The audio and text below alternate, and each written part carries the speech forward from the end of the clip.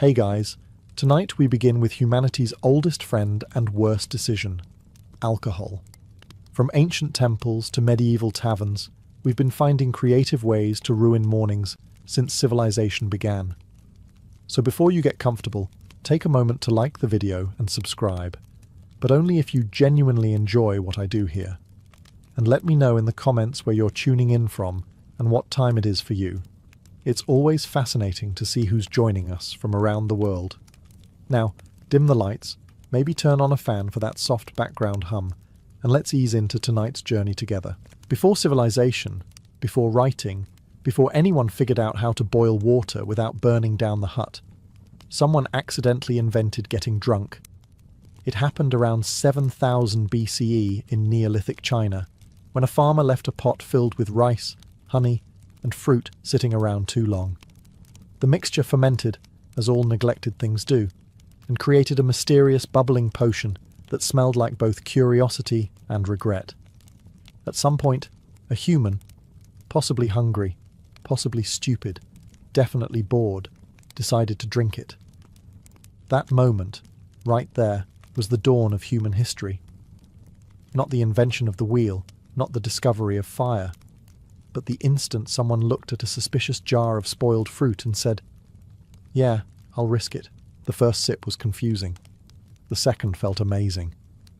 By the third, our prehistoric hero was trying to explain emotions to a goat. The world spun, trees started looking philosophical, and everyone suddenly seemed like a really good dancer. It must have felt like touching the divine, which is probably what they told their friends before collapsing into a pile of mud. Congratulations, humanity. You've just discovered alcohol, and 5 hours later, the concept of consequences. Archaeologists later found 9,000-year-old pottery jars at the site of Jiahu, still stained with traces of that ancient brew, a blend of rice, honey, and hawthorn fruit. It's the earliest known cocktail, the prehistoric equivalent of whatever's in the fridge. Chemical analysis confirmed it was fermented, which means this wasn't an accident anymore. It was the beginning of a tradition. Someone got drunk, survived it, and decided to do it again on purpose, and thus the world's first hangover arrived. The next morning, our ancient innovator woke up in a puddle of their own choices, dehydrated, dizzy, and inventing the first known excuse. It must have been something I ate. This wasn't just a drink. It was humanity's first coping mechanism, a portable vacation from reality, long before there were jobs, taxes, or neighbours to blame. So, yes, while later civilizations would build pyramids, write laws, and split atoms, this is where it truly began. One forgotten jar, one bad decision, and one species realizing that sometimes oblivion tastes pretty good. If you ever needed proof that humans have their priorities backward, look no further than Mesopotamia. Around 4000 BCE, while the rest of nature was evolving for survival, humanity invented beer, and only afterward thought, "You know what might go well with this? Food."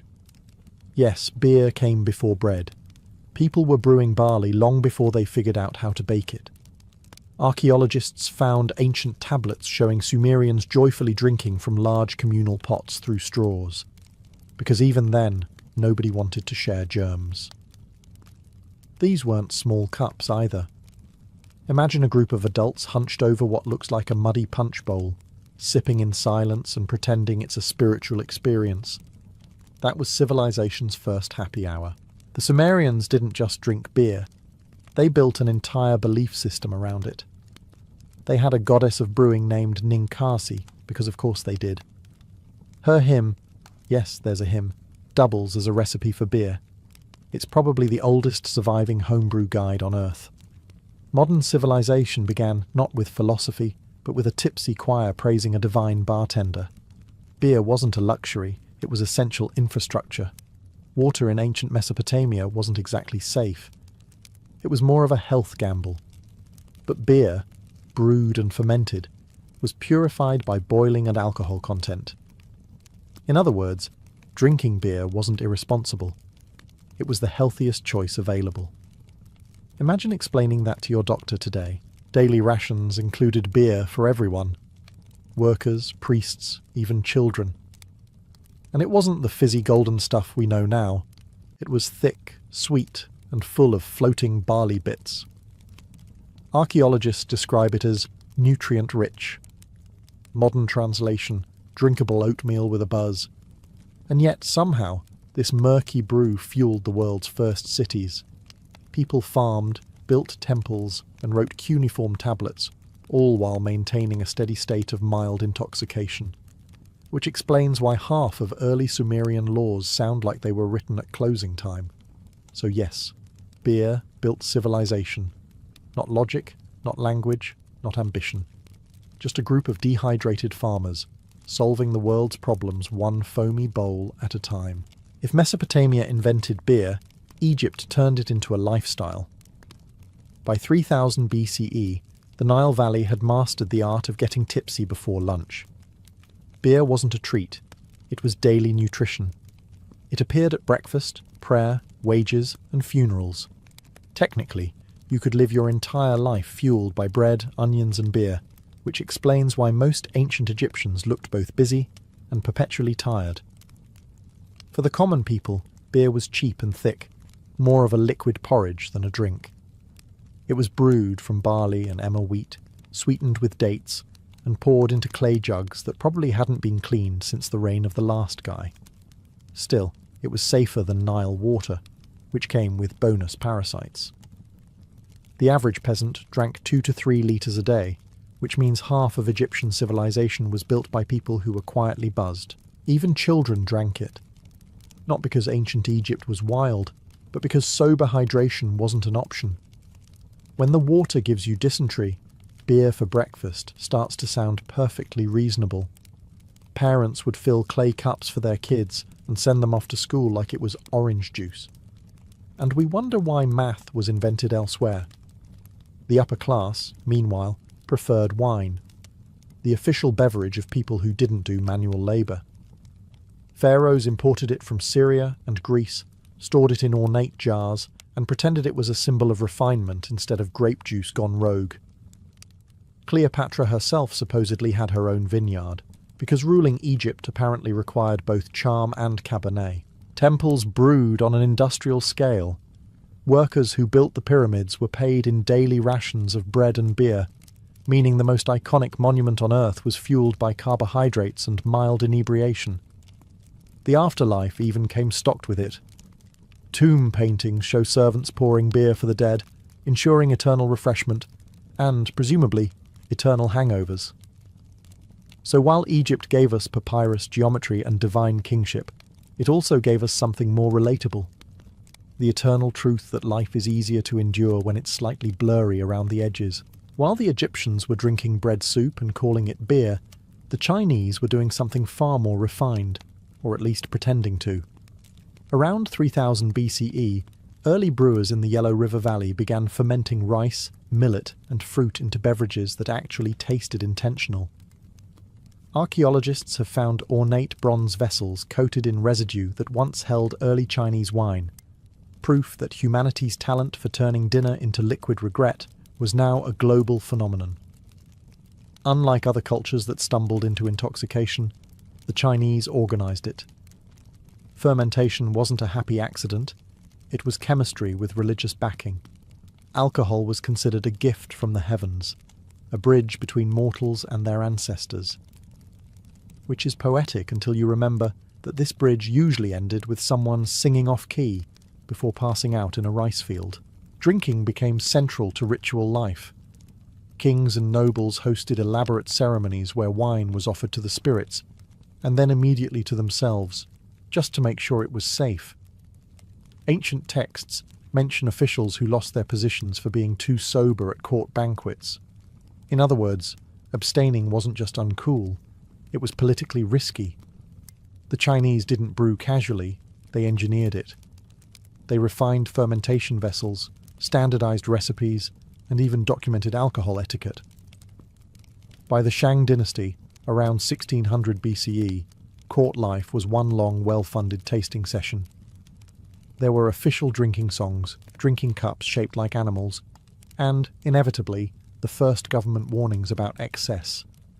Because even the world's oldest bureaucracy realised that productivity plummets when half your ministers are horizontal. Still, alcohol was seen as sacred, the water of life, as early poets called it. It inspired calligraphy, music, and the kind of philosophy that only makes sense until you reread it sober. Even Confucius, the future champion of discipline, warned against drunkenness, with the kind of weary tone that suggests personal experience. So while other civilizations were still figuring out how to keep their beer from exploding, the Chinese were already holding formal banquets, toasting their ancestors, and probably forgetting half their toasts by dessert. Civilization, it seems, doesn't truly begin until someone's offering spiritual enlightenment with a side of fermented fruit. If there's one thing that unites all early civilizations, it's their determination to make sure someone was drinking during the invention of writing. In Mesopotamia, around 2700 BCE, alcohol wasn't just a beverage, it was a plot device. The world's oldest known story, the Epic of Gilgamesh, reads like an ancient cautionary tale about friendship, mortality, and drinking outside your comfort zone. The story introduces Enkidu, a wild man who lives among animals until a woman lures him into civilization with two very convincing arguments: bread and beer. After his first drink, Enkidu became human, which is a polite way of saying he discovered the magic of lowered standards. The Sumerians didn't believe alcohol corrupted man. They believed it completed him. Somewhere, a modern philosopher is still trying to argue that point with less evidence. In Mesopotamia, beer wasn't just social, it was spiritual. Temples doubled as breweries, priests moonlighted as bartenders, and offerings to the gods often included a fresh pint. Archaeologists have found clay tablets featuring ancient recipes, literal hymns to Ninkasi, the goddess of beer. They read less like scripture and more like a medieval pub song. Praise the brew, stir the mash, and may your liver hold out another year. Beer was considered liquid bread, a phrase that made fasting sound virtuous and happy hour sound holy. It was also practical, a way to preserve grain without it rotting. Workers building temples and canals received daily beer rations as wages.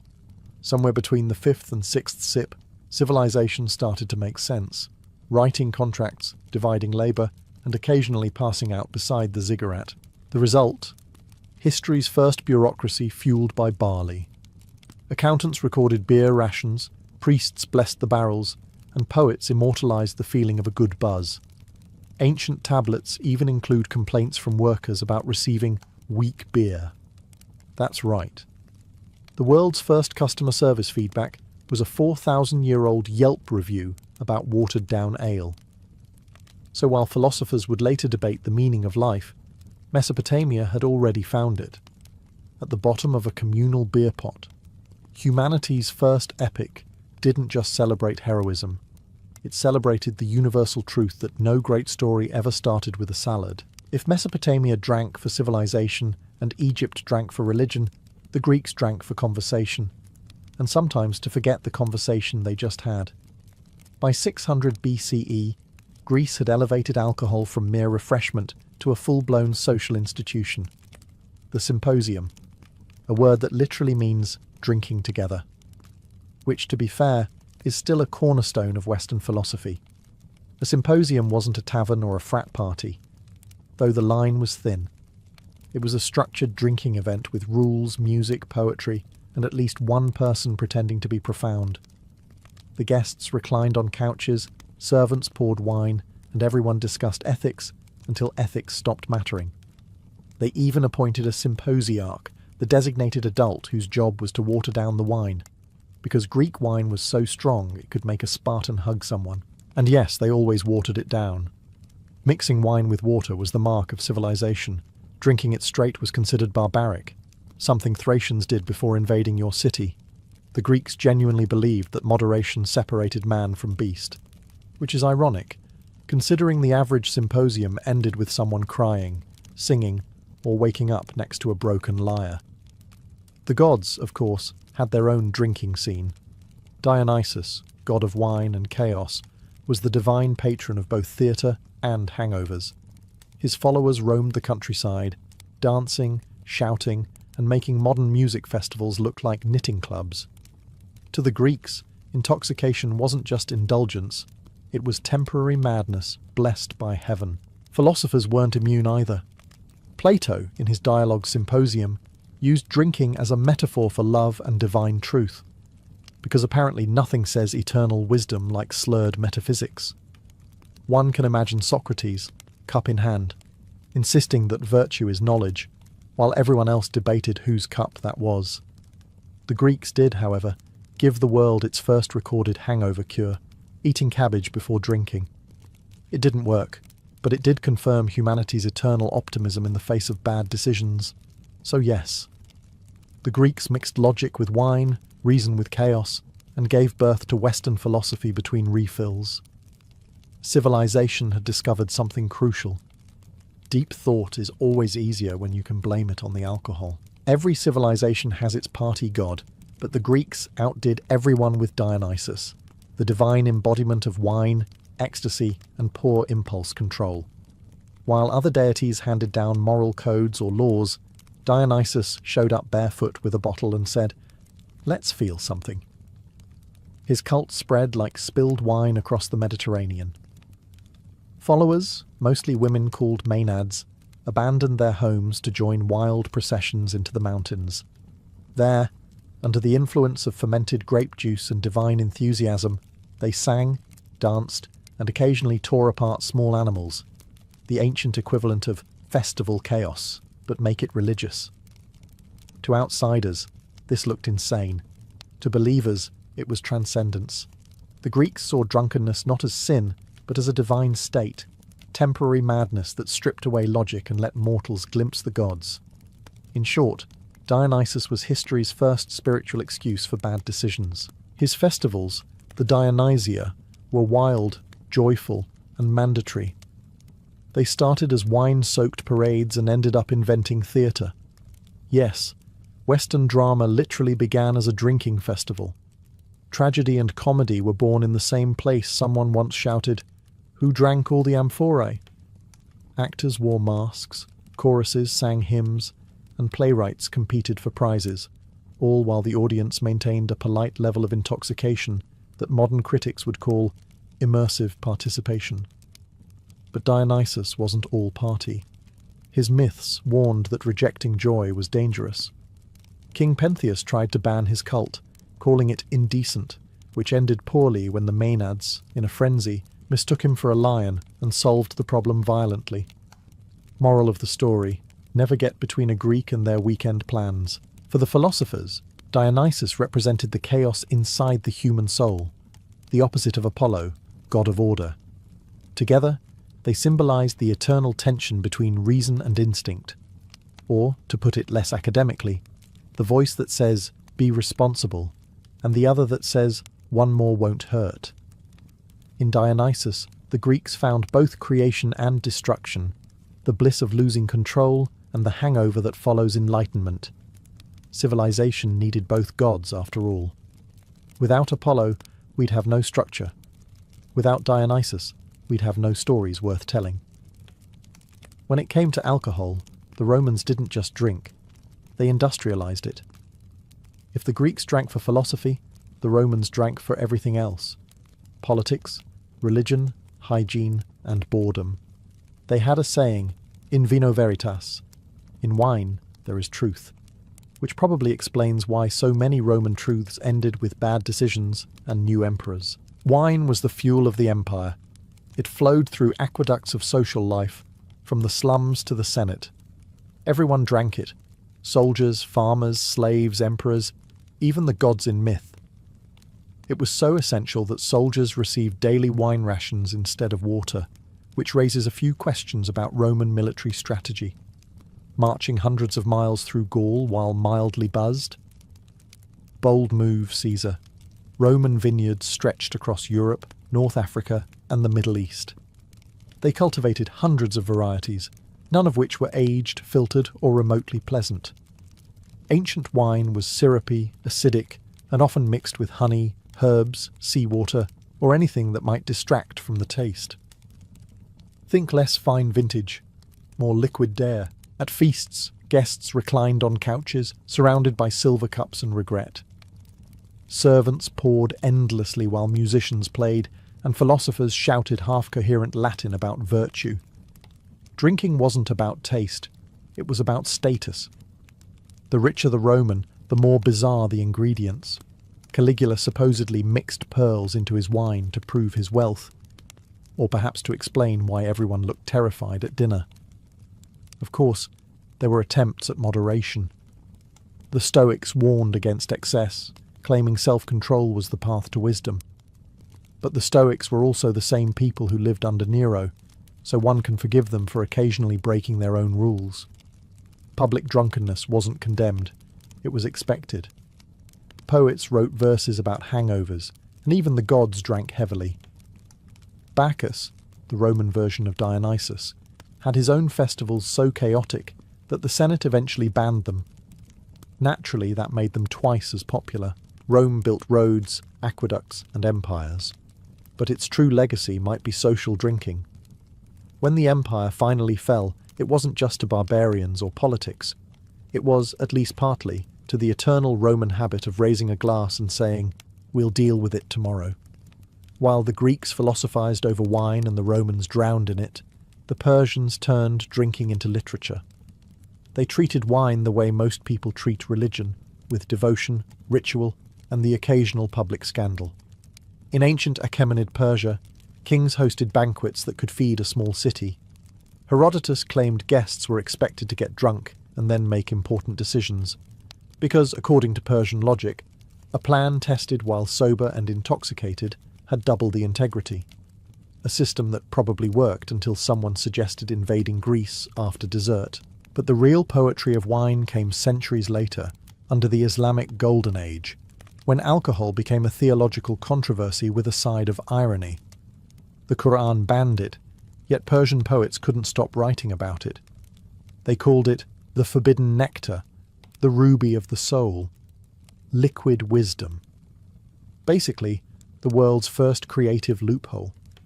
No one mastered the art of poetic intoxication quite like Omar Khayyam, the 11th century astronomer, mathematician, and wine enthusiast who turned hangovers into haikus. His Rubaiyat reads like a soft rebellion, verses dripping with nostalgia, philosophy, and subtle blasphemy. "A jug of wine, a loaf of bread, and thou," he wrote, which is ancient Persian for date night under house arrest. In truth, Persian society had a complex relationship with the bottle. Publicly, wine was sinful. Privately, it was practically an art form. Aristocrats drank in lush gardens surrounded by fountains, poetry, and plausible deniability. They toasted to love, beauty, and occasionally the hypocrisy of their own laws. It was the kind of cultural tension only a civilization both brilliant and deeply self-aware could sustain. Persian physicians even prescribed wine for health, diluted, of course, to strengthen the spirit and improve digestion. So yes, even medieval doctors were giving out excuses. By the time travellers from Europe arrived, they were shocked to find that Persians, officially dry, were quietly running some of the most refined wineries in the world. The Persian relationship with alcohol was a balancing act. One hand writing scripture, the other uncorking metaphor. They didn't just drink to forget, they drank to remember beautifully. While Rome sipped its spiced wine and recited poetry about empire, the so-called barbarians of northern Europe were doing something far more efficient, getting unapologetically drunk. The Celts, Germans, and Norse didn't care about etiquette, philosophy, or proper dilution ratios. They cared about results, namely, forgetting winter and improving their confidence in battle. The Greeks called them barbarians because they didn't mix their wine with water. The barbarians called the Greeks boring. Their preferred brews were mead and ale, both of which came in quantities that could drown a small child. Mead, fermented honey and water, was the drink of heroes, kings, and anyone who could stand upright long enough to refill their horn. The Vikings believed mead came from the gods themselves, specifically from a mythical vat filled with honey and poetry. The fact that this beverage inspired both war songs and spontaneous axe-throwing contests says a lot about its effectiveness. The Celts had their own beer, brewed in clay pots and flavoured with herbs instead of hops. They drank it from communal bowls, shouting toasts that probably sounded inspiring at the time and incoherent the next morning. In Celtic culture, hospitality meant refilling your guest's cup until they achieved spiritual enlightenment, or passed out. Meanwhile, the Germans developed ale so strong that even Roman diplomats mentioned it with caution. When Tacitus wrote about German tribes, he described them as fierce, brave, and fond of drunken councils, which is ancient Latin for, they keep making military plans they can't remember. But drinking wasn't just recreation, it was ritual. To the northern tribes, alcohol connected them to their ancestors and gods. Warriors drank before raids to gain courage, and after battle to forget what they'd done with it. Mead was sacred at funerals, weddings, and every occasion that could be made slightly louder. When Rome finally fell, it wasn't the barbarians drinking that shocked them. It was the realization that these uncivilized people had been celebrating life the whole time. Where Rome had laws, they had toasts. Where Rome had rhetoric, they had rhythm. In the end, the so-called barbarians didn't just conquer the empire, they outdrank it. And that, in its own way, might be history's most intoxicating victory. When the Roman Empire collapsed, it left behind three things: bad roads, suspicious water, and an enormous collective hangover. Into that chaos stepped a new kind of hero, the monk. They didn't wear armor, wield swords, or chase glory. They brewed beer. Yes, while barbarians were busy inventing kingdoms and plundering libraries, monks quietly perfected the art of fermentation. In cold, draughty monasteries from France to Bavaria, they discovered that beer could be more than survival fluid. It could be holy hydration. During fasting, when food was forbidden but liquids were allowed, monks brewed a thick, nourishing beer they nicknamed liquid bread. It was practical theology. Obey God, stay hydrated, and feel pleasantly detached from earthly suffering. Medieval monastic beer wasn't the light golden brew we know today. It was dense, cloudy, and packed with calories. More a meal you could pour than a drink you could chug. Monks refined recipes, experimented with yeasts, and standardized brewing temperatures centuries before craft beer became a personality trait. Some even kept brewing logs more detailed than royal chronicles, because priorities.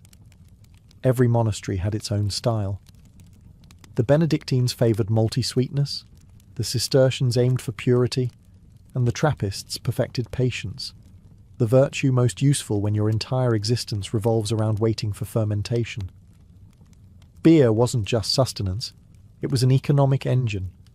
Monks sold it to pilgrims, travellers, and anyone desperate to forget feudalism for an evening.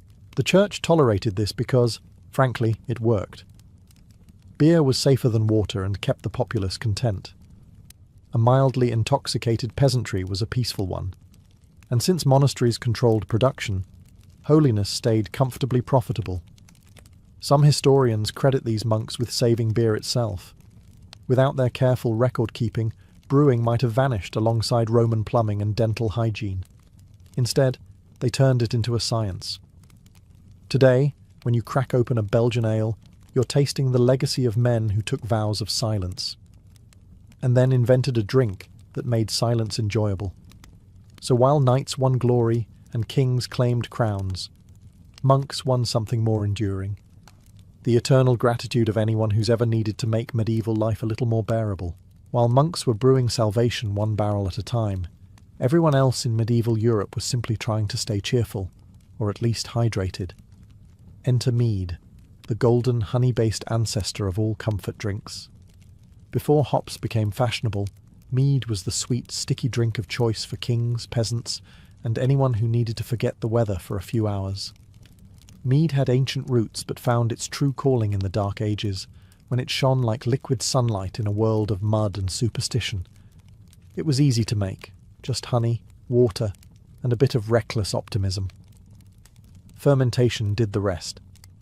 In northern Europe, where grapes refused to grow, and barley froze half the year, mead became the closest thing to happiness in a cup. The Norsemen treated it as divine.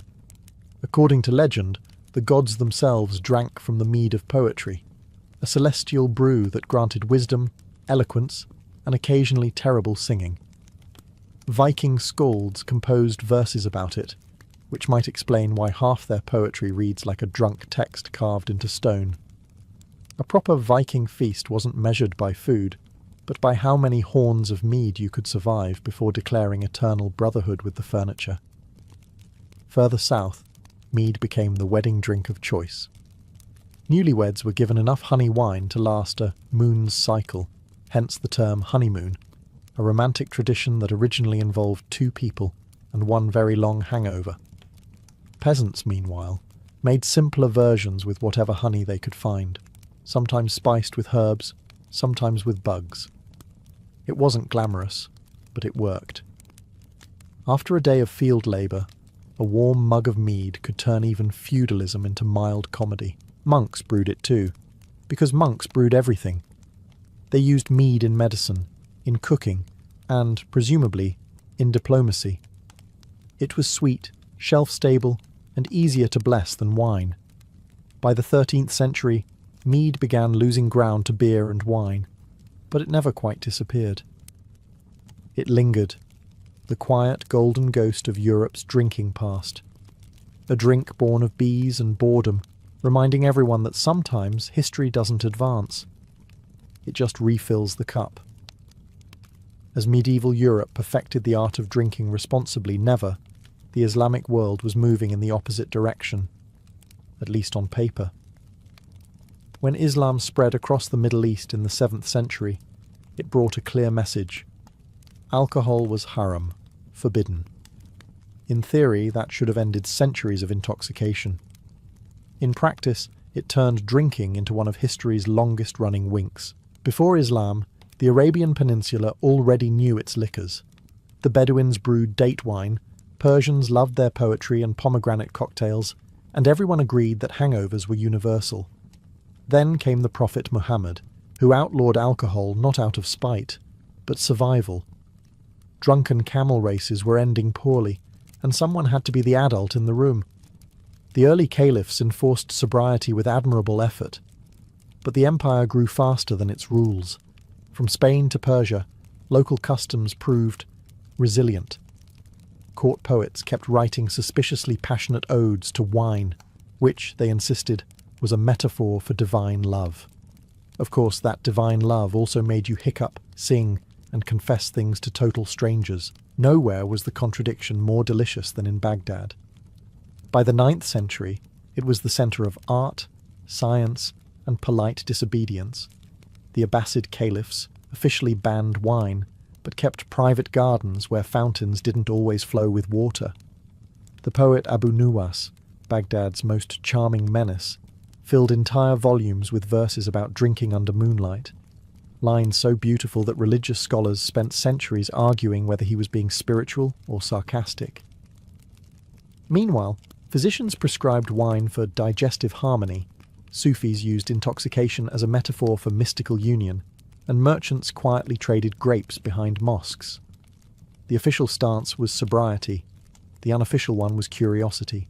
By the 12th century, Islamic chemists had even refined distillation, producing early forms of spirits, though they mostly called it medicine to avoid awkward questions. Ironically, the word alcohol itself comes from Arabic, al-kul, meaning the essence. The language that banned it also gave it a name. So yes, the Islamic world went dry, officially. Unofficially, it just learned to pour its rebellion into verse. By the 13th century, Europe had finally sobered up just enough to invent the tavern, a public house where everyone could drink together, argue about taxes, and forget they were peasants for a few glorious hours. It was democracy before democracy, only louder and slightly stickier. Taverns became the social engine of medieval life. Lords had castles, priests had cathedrals, but ordinary people had the pub. You didn't need wealth or pedigree to enter, just a thirst and enough coins to make it past the door. Inside, the floor was straw, The air was smoke, and the rules were simple. Drink, sing, and pretend your problems were the king's fault. They popped up everywhere, along trade routes, near markets, beside churches, because convenience matters.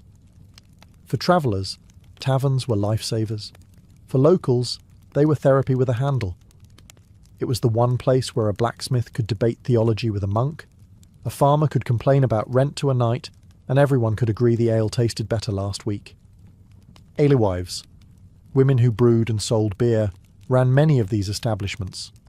They were entrepreneurial, fierce, and often accused of witchcraft, mostly because their success made men uncomfortable.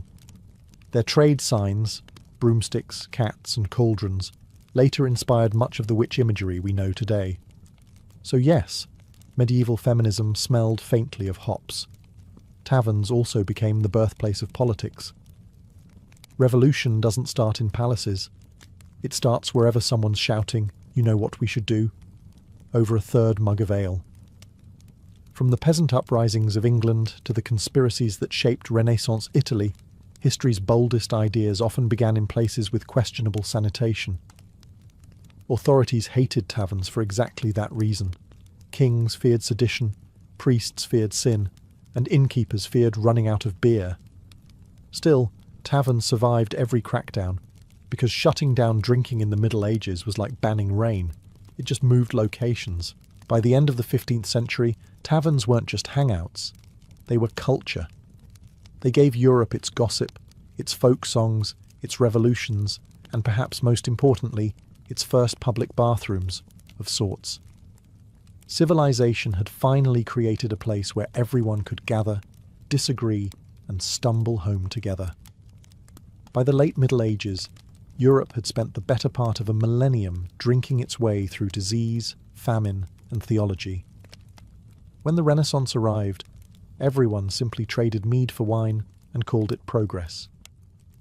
The new age of reason was, ironically, soaked in alcohol. Scholars debated astronomy, anatomy, and metaphysics, usually over a jug of something fermented. Da Vinci drank in moderation, Michelangelo preferred wine to water, and Erasmus joked that no one could think clearly on an empty stomach or a dry throat. Civilization was sobering up intellectually, not physically.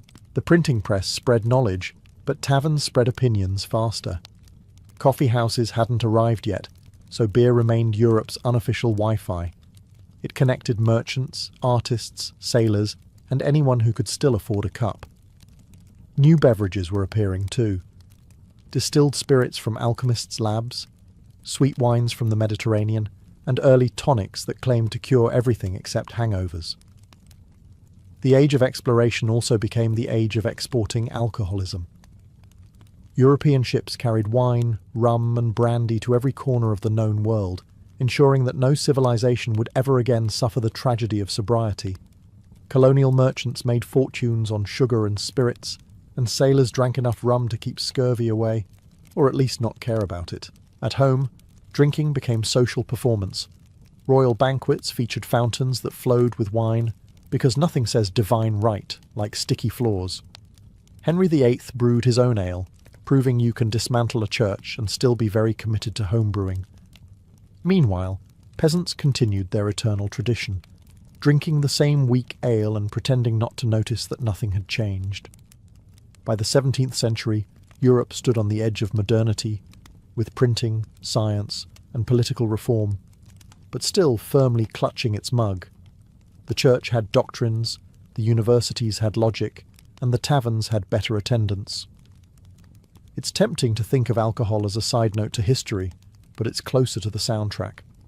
From ancient rice brews to Renaissance vineyards, the story of civilization isn't just about invention, it's about endurance. And humanity, ever resourceful, found that a little fermentation made endurance taste a lot better. The year was 41 BCE. Rome stood fractured, its triumvirs uneasy allies after the assassination of Julius Caesar. Mark Antony, the brilliant but impulsive general, had been sent east to restore order and secure loyalty among Rome's provinces. Yet beyond politics awaited a woman who could alter the course of empires, Cleopatra VII, Queen of Egypt. Antony summoned her to the city of Tarsus to answer charges that she had aided Caesar's enemies. It was a power play, Rome reminding Egypt who ruled the Mediterranean. But Cleopatra had no intention of appearing as a supplicant. Instead, she arrived as a goddess. Her barge sailed up the Cydnus River, draped in purple sails that caught the sun like molten gold. Perfume wafted across the water, and musicians played as attendants fanned her throne. She reclined beneath a canopy of gold cloth, dressed as Isis incarnate, the goddess of fertility and power. When Antony finally laid eyes on her, the balance of power shifted. He had faced legions, conspiracies, and kings, but never a woman who could command silence with a glance. Cleopatra understood performance better than any ruler of her age. She knew that perception was power, and she crafted her entrance as carefully as Rome forged its swords. Antony, both soldier and sensualist, found himself enthralled. The two dined together that night in a spectacle that outshone any Roman triumph. Banquets of roasted peacocks, jewelled goblets brimming with wine, and laughter that lingered until dawn. Yet beneath the silken gold was strategy. Cleopatra's throne was precarious. Egypt depended on Rome's favour for survival. Aligning with Antony could secure her kingdom's future and her son Caesarion's claim as the heir of Julius Caesar. Antony, meanwhile, saw in her not only a lover, but an ally of immense wealth and mystique. Egypt's riches could fuel his ambitions against his rival, Octavian, back in Rome. That night, two worlds collided. The disciplined steel of Roman authority and the perfumed splendour of Egyptian divinity. Their meeting was more than passion. It was politics wrapped in seduction, empire disguised as romance. And from that first encounter, neither would ever rule or love the same way again. In the weeks that followed, Mark Antony remained in Cleopatra's orbit, first as a guest, then as something far more intimate. Their alliance grew not merely from desire, but from shared ambition. Antony saw in Cleopatra the embodiment of everything Rome had lost: grandeur without restraint, wealth without guilt, beauty entwined with power. Cleopatra, in turn, saw in him the instrument of her political survival, a man who could restore Egypt's influence in the Mediterranean and secure her son's future. Antony was captivated by the queen's intellect as much as her allure. Cleopatra was fluent in multiple languages, quick with wit, and utterly fearless in debate. She could discuss philosophy with the same ease that she ordered fleets into the Nile. Unlike Roman women, who were bound by decorum, Cleopatra ruled with unashamed sovereignty. To Antony, who had spent years under the shadow of Caesar and the scrutiny of Rome's Senate, her presence was intoxicating. She offered him what the Republic never could: freedom from politics disguised as duty. Their days were spent in lavish feasts, philosophical conversations, and carefully staged games. Together they formed the Inimitable Livers, a private society devoted to excess, luxury, and laughter. They disguised themselves at night, wandering Alexandria's streets in playful anonymity, drinking with sailors, mocking magistrates, and living like mortals instead of monarchs. The city adored them. Cleopatra's charisma turned every appearance into theatre, and Antony's rough charm complemented her perfectly. But while they revelled, the world beyond their golden walls was changing. In Rome, Octavian, Julius Caesar's adopted son, watched Antony's behaviour with growing suspicion. Every rumour of debauchery, every tale of Egyptian splendour, reached his ears and stoked his resentment.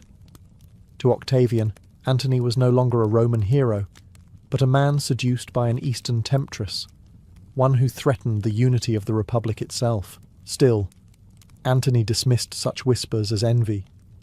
He believed his military prowess, and his name could withstand any scandal. Cleopatra encouraged his confidence, gifting him ships, silver, and soldiers to secure his campaigns. Together, they forged not only a romance, but a partnership meant to rival Rome's might. In Alexandria, they were king and queen of pleasure and power alike, two rulers in love, defying the empire that sought to divide them. But Rome, jealous and unrelenting, was already sharpening its knives. By the time Antony returned to Alexandria in 37 BCE, his bond with Cleopatra had evolved from indulgence to calculated alliance. The queen had proven herself indispensable. Egypt's treasury overflowed with grain, gold, and the fabled Nile wealth that Rome's legions could never fully plunder. For Antony, who dreamed of surpassing Caesar's glory and ruling the Eastern world, Cleopatra was both muse and means. She welcomed him with the splendor of a pharaoh. Banquets glittered beneath ceilings of silver stars, and dancers reenacted the divine union of Isis and Osiris, symbolizing their own partnership. Cleopatra presented Antony with gifts not of love, but of empire: ships for his campaigns, soldiers trained in Egyptian archery, and the loyalty of the eastern provinces. In return, Antony granted her territories: Cyprus, Crete, parts of Syria and Cilicia, restoring much of Egypt's former Ptolemaic domain. It was a gesture that infuriated Rome, which saw its general carving away pieces of the Republic for a foreign queen.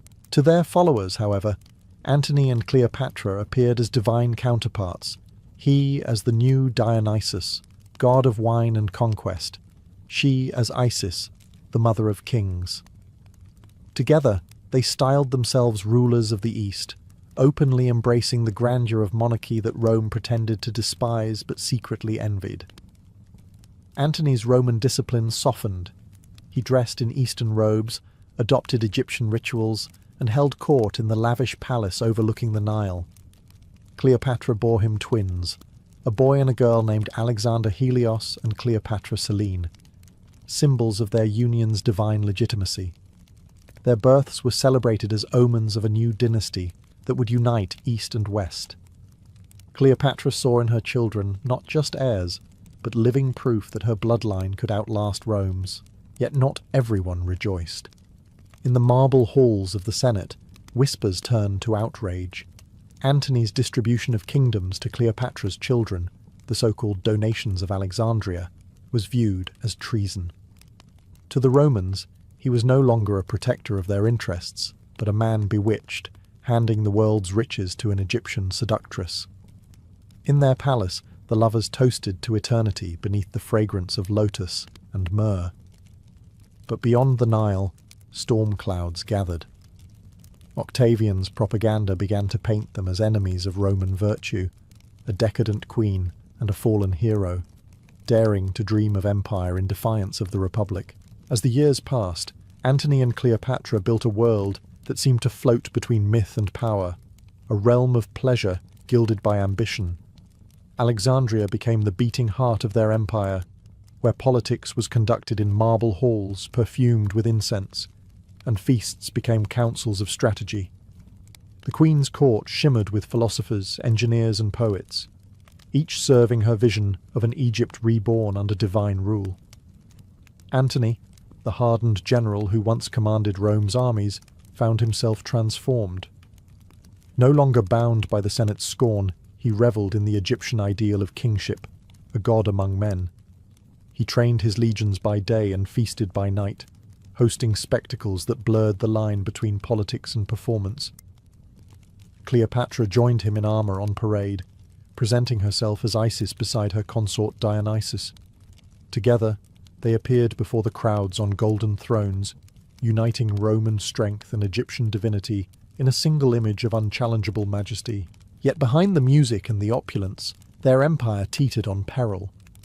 Antony's campaigns against Parthia, the eastern rival of Rome, ended in humiliation. The desert devoured his army, his legions starving and frostbitten, retreating through mountains littered with corpses. It was a disaster Rome would not forgive. Cleopatra, ever pragmatic, met him upon his return not with reproach, but with comfort. She financed the rebuilding of his forces, replenished his coffers, and restored his pride. Their alliance, once romantic, was now bound by necessity and survival. Still, their enemies were multiplying. Octavian, watching from Rome, seized upon Antony's failures, and wove them into scandal. He claimed Antony had abandoned his Roman wife, Octavia, Octavian's own sister, for the Egyptian queen.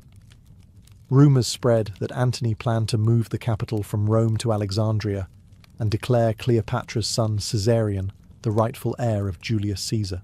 In Alexandria, the lovers dismissed such talk with laughter, yet the laughter grew strained.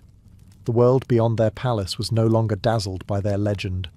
To many Romans, Cleopatra was no longer a queen, but a threat, a foreign sorceress who had ensnared their general and corrupted him with Eastern decadence. Still, for a brief, luminous moment, they ruled as gods in a mortal world, while Rome, restless and vengeful, prepared to strike.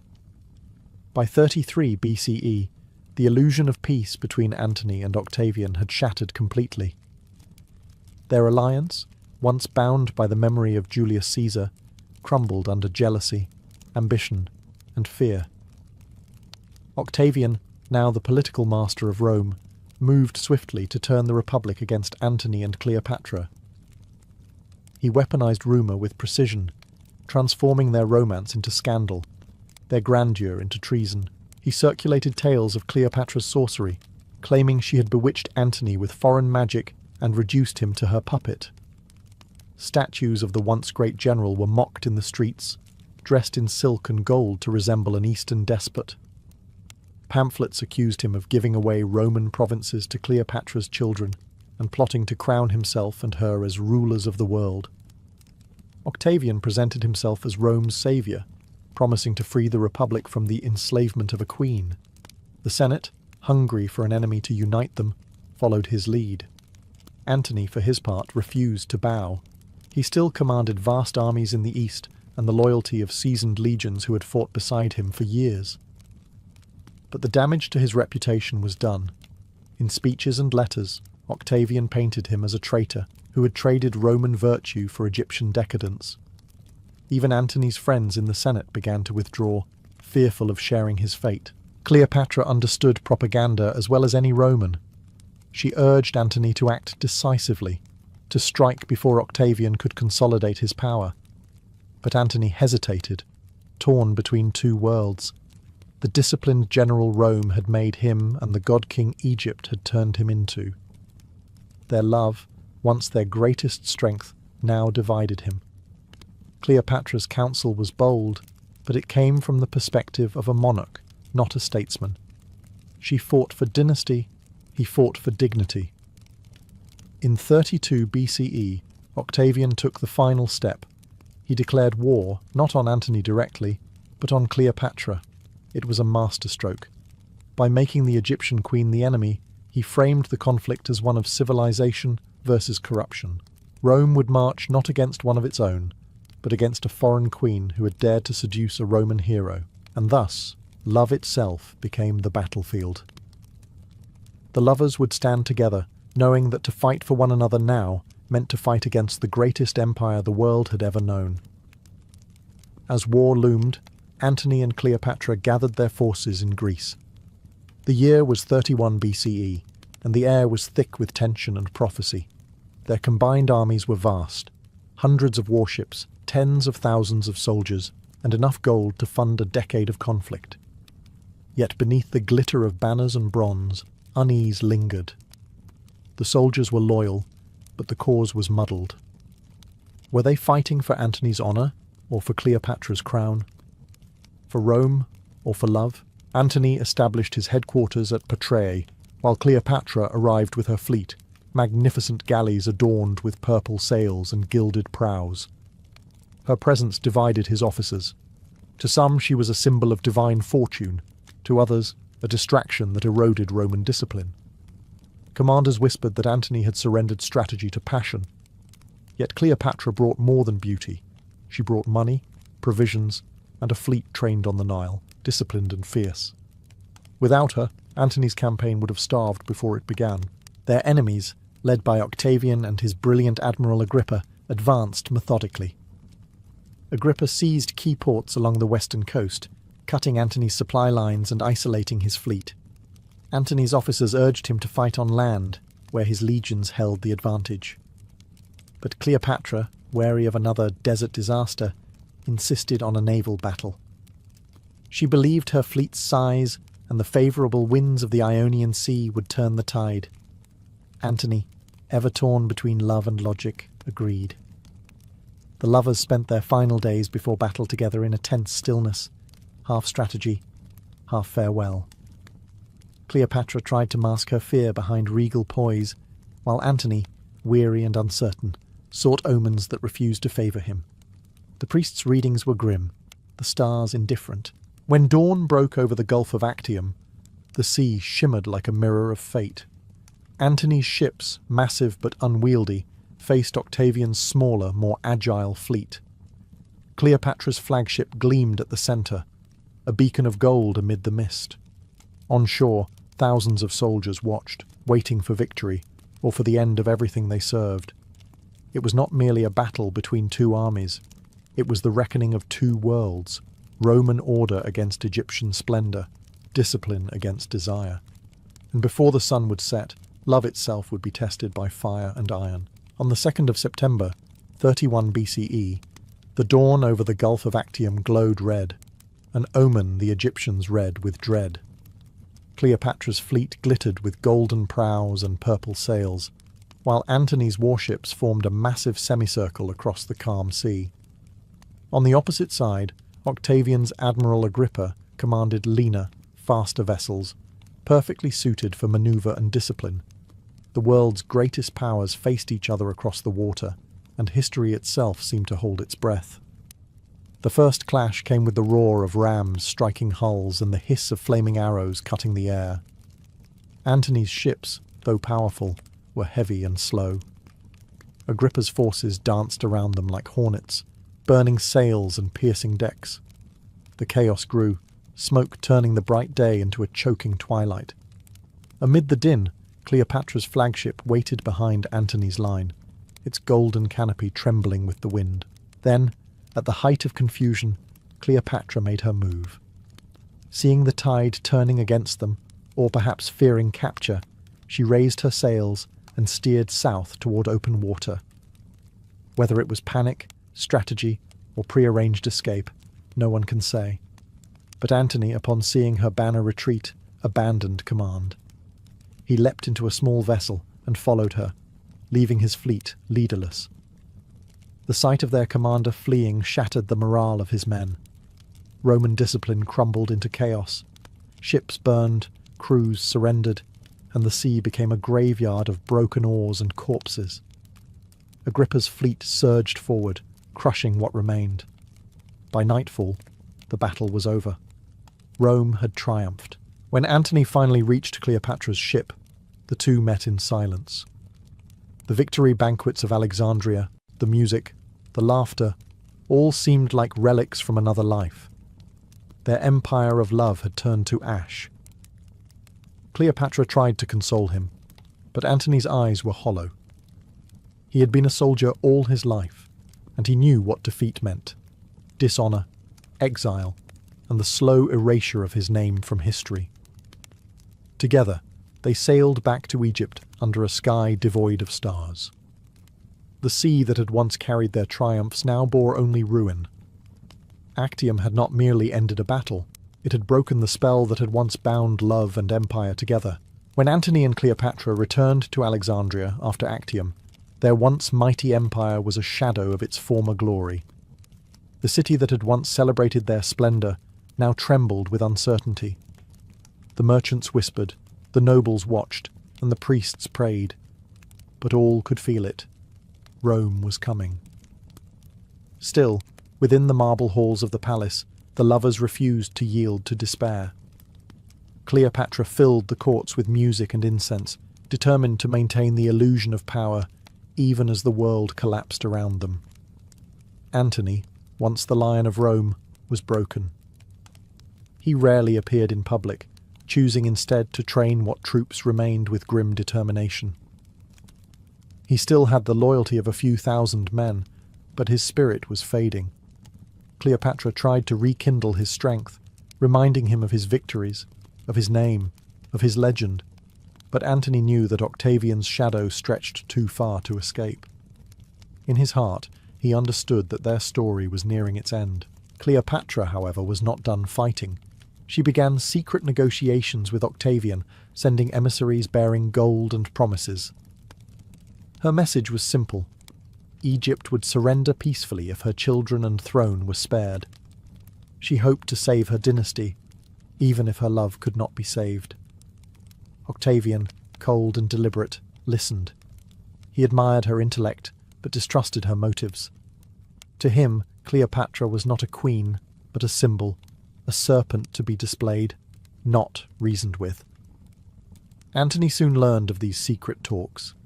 Betrayal, or at least the illusion of it, cut him deeper than any sword. Rage turned to despair. Love turned to silence. The palace, once filled with laughter, now echoed only with footsteps and the distant sound of waves breaking against the harbour walls. Outside Alexandria, Octavian's legions marched closer, their banners glinting in the desert sun. The Nile Delta filled with the rumble of war machines and the scent of dust and iron. Cleopatra ordered her fleet burned to prevent its capture. Flames devoured the last symbol of their defiance, casting black smoke into the Egyptian sky. As night fell over Alexandria, Cleopatra stood upon her balcony and looked toward the west, toward Rome, toward destiny. She knew that her reign, her love, and perhaps even her life, would not see another sunrise. The final act was about to begin. By the summer of 30 BCE, the sands of Egypt had turned red with Rome's advance. Octavian's legions closed in on Alexandria from every direction, their banners gleaming beneath the relentless sun. Cleopatra's forces, outnumbered and demoralized, began to crumble. The city's gates, once the pride of the Ptolemies, now stood as mere symbols of defiance against the inevitable. Inside the palace, Cleopatra and Antony faced the end with the same intensity that had defined their love. Antony, haunted by failure and the loss of his honour, resolved to meet death as a Roman should. When false news reached him that Cleopatra had taken her own life, he fell upon his sword.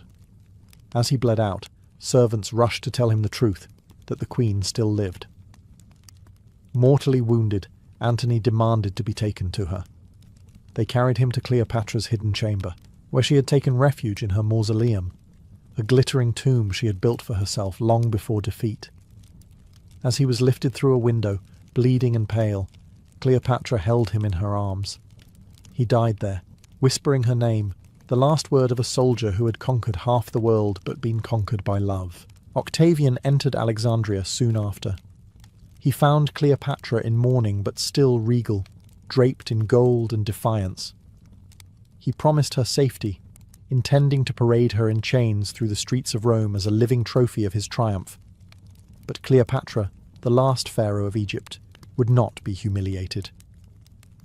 She prepared her final act as carefully as she had once prepared her entrance to Antony's court.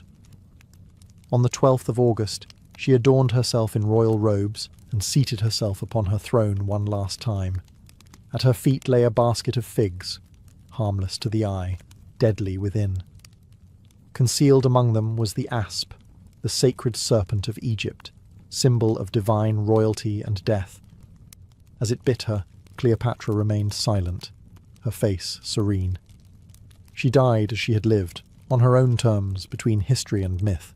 When Octavian found her lifeless body, he realized he had conquered a kingdom but lost a legend. With Cleopatra's death, the line of the pharaohs ended, and Egypt became a province of Rome. Yet her story, of love, power, and defiance, would echo through the centuries, eternal as the Nile itself. For a man who sought to conquer the world, Alexander the Great was undone not by swords, but by hearts. The son of Philip II and tutored by Aristotle, Alexander was raised to see power as destiny. Yet beneath the armour of the conqueror beat a heart far more unpredictable than any army he commanded. For all his victories on the battlefield, his greatest rebellions were often against tradition itself, and nowhere was that clearer than in his marriages. In 327 BCE, after years of relentless campaigning across Asia, Alexander met a woman who would defy every expectation of what a Macedonian queen should be. Her name was Roxana, a Bactrian princess, the daughter of Oxyates. The story goes that Alexander saw her for the first time at a feast in the mountain fortress of Sogdian Rock, shortly after his forces had captured it. She danced before him with a dagger in her hand, her movements fierce yet graceful, her eyes unflinching. To his generals, she was a captive. To Alexander, she was fire. What followed shocked his court. Instead of sending her to Macedonia as a trophy, or offering her as a political pawn, Alexander married her. No council, no negotiation, no alliance building, only love. His men grumbled that he had lost his mind, that the greatest conqueror alive had been conquered by a foreign girl. But Alexander didn't care. For perhaps the first time in his life, he acted purely from desire. The ceremony was held according to Persian custom, an act that outraged his Macedonian officers, who viewed it as yet another sign of Alexander's growing Eastern decadence. Yet to him, it was more than romance. It was symbolism. By marrying Roxana, he sought to unite East and West, to embody his dream of a single empire where cultures could blend rather than clash. Roxana, intelligent and proud, quickly adapted to her role. She was not the docile queen many expected. She was possessive, cunning, and deeply protective of her husband's legacy. Their union was both tender and dangerous, passion entwined with power, and though she bore him no heir during his lifetime, her hold on his heart was absolute. But Alexander's story and scandal was only beginning. Love may have chosen Roxana, but politics would soon demand far more. Roxana might have won Alexander's heart, but she quickly discovered she was not his only love. In his world, affection was not bound by gender or convention. For years, one name had followed Alexander across battlefields and into legend: Hephaestion. His companion since youth, his confidant in war, Hephaestion was more than a friend. To many, he was Alexander's other half, the man who understood him in ways no queen ever could. Roxana soon grew to despise him. She could not rival Hephaestion's history with the king. No feast, no embrace could erase the years they had spent together riding into battle and sharing command tents. When foreign emissaries addressed Hephaestion as Alexander's equal, Roxana's fury boiled. To her it wasn't politics, it was betrayal. Alexander, however, refused to choose. He loved them both in his own way, seeing no contradiction. Macedonian officers whispered that their king was losing his sense of decorum, indulging in Persian luxuries and scandalous attachments. Some even mocked him behind closed doors, calling Hephaestion the second Alexander. But none dared confront him openly. Alexander's temper was as legendary as his affection. When Roxana's jealousy became too fierce to hide, Alexander distanced himself from her. Yet she remained his wife, fiercely devoted, her influence growing quietly behind the palace walls. She understood one truth about Alexander that even Hephaestion sometimes ignored: his need to control his destiny even in matters of the heart. Then, in 324 BCE, tragedy struck. Hephaestion fell ill in Ecbatana and died suddenly. Alexander was inconsolable. He tore his clothes, refused food, and ordered temples built in Hephaestion's honour. He even declared him a demigod, an act unheard of for a mortal.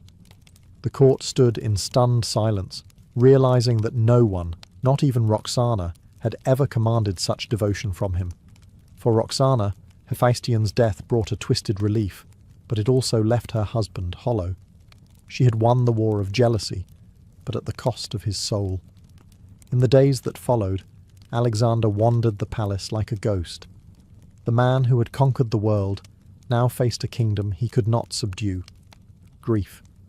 And soon, that grief would drive him into new alliances and new scandals. After Hephaestion's death, Alexander's grief burned into restless ambition. He needed distraction, something grand enough to drown sorrow. That something came in the form of empire. By 324 BCE, he ruled from Greece to the Indus River, yet he knew conquest alone could not bind his world together. He sought to fuse the bloodlines of Macedonia and Persia, creating a new ruling class loyal to him alone.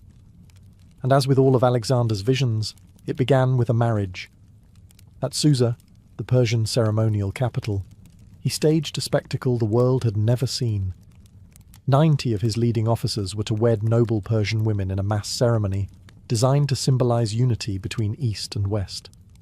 At the center of it all, Alexander himself took 2 brides, Statera, the daughter of the defeated King Darius III, and Parysatis, daughter of the Persian king Artaxerxes. It was pure politics disguised as romance. The marriages cemented his claim to the Achaemenid royal line, legitimizing his rule in Persian eyes. But back in the Macedonian ranks, disgust simmered. Soldiers who had followed him through deserts and battles now watched their king dressed in Persian robes, kneeling before a foreign princess.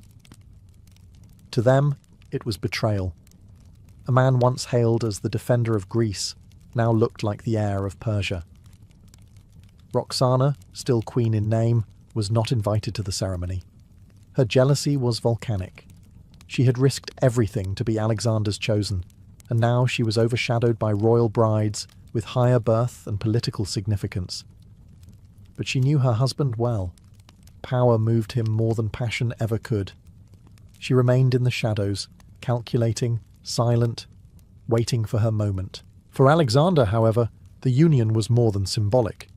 He believed himself the divine bridge between civilizations, a living embodiment of the gods. The marriages were to seal his vision of one world, one empire, one destiny.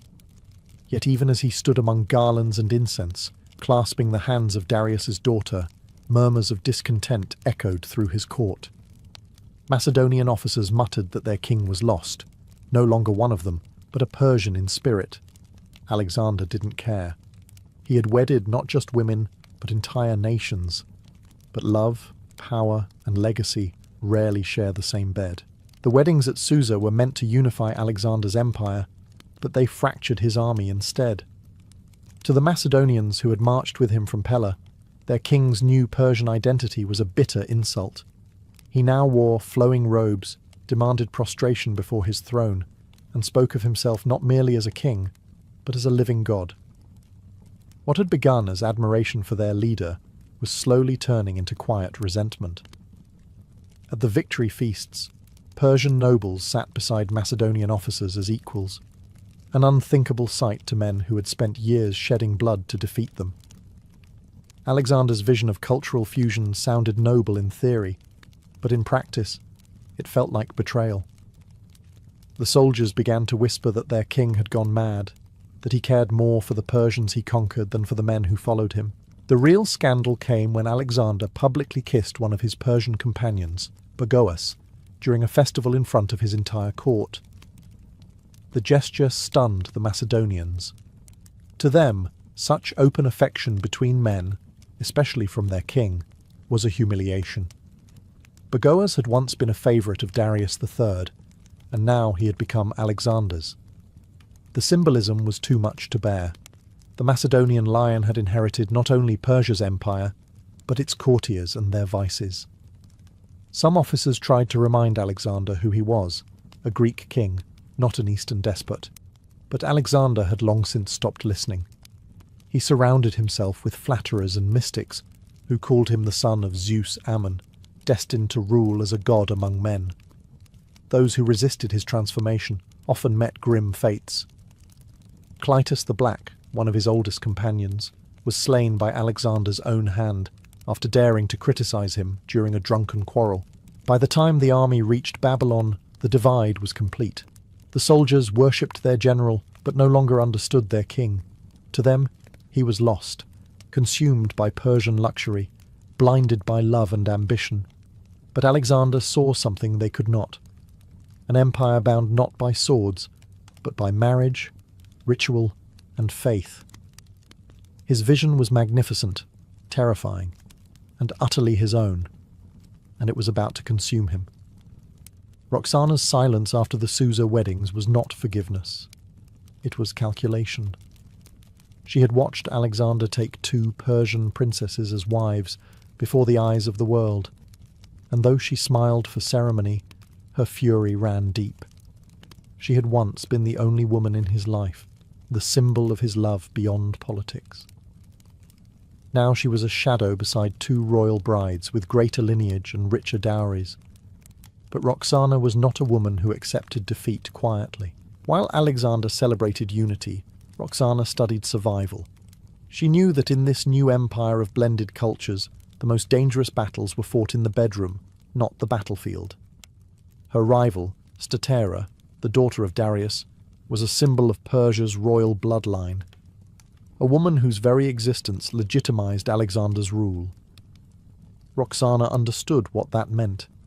If Alexander died, Statera's son could one day inherit the empire. Roxana could not allow that. Her patience ended when Alexander fell ill in Babylon in 323 BCE. As the king's strength faded, the court fractured. Generals whispered, wives waited, and ambitions bloomed in every corridor. When the conqueror of the world finally died, chaos erupted. Roxana moved with terrifying precision. She summoned Statera and her sister to Babylon under the guise of reconciliation, then had them both murdered. Their bodies were quietly buried, their names erased. Roxana's child with Alexander would now be the only heir to his legacy. It was a ruthless act, but in the world Alexander had built, mercy was a weakness. The same woman who had once danced before him with a blade in her hand now wielded it in his absence. Macedonian officers turned pale at the rumour of her deed, yet none dared to challenge her. She was, after all, the mother of Alexander's son, and in the fragile order left behind, that gave her power few could touch. Still, vengeance came at a price.